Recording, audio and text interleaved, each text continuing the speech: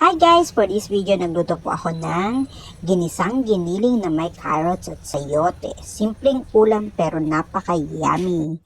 So, ito po ang mga ingredients. Spices, giniling na baboy, carrots, sayote, paminta, chili flakes, patis at seasoning granules. So, bale, magigisa na po tayo ng bawang at sibuyas. So, pagkaluto po ng sibuyas, idadagdag na natin ang kamatis. So, yan, hintayin lang natin lumambot ang kamatis. Tapos, dudurog-durogin natin yan, guys. Tapos, ilalagay na natin ang giniling na karne ng baboy.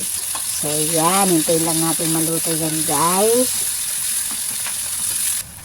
Dagdag ako ng tubig para kumulo at maluto ang ating giniling na baboy. So, yan, halu-haluin. Tapos, nilagay ko na po ang carrots at ang sayote.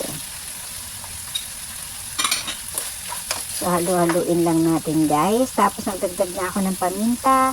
At, syempre, hindi mawawala ang chili flakes. So, yan, pampalinamnam sa ating mga luto. Dagdag pa natin ang seasoning granules na lalo magpapalasa. So, halu-haluin natin para magsama-sama ang lasa, guys. Nagdagdag din ako ng patis at oyster sauce. Halu-haluin natin and we're done. Thank you for watching.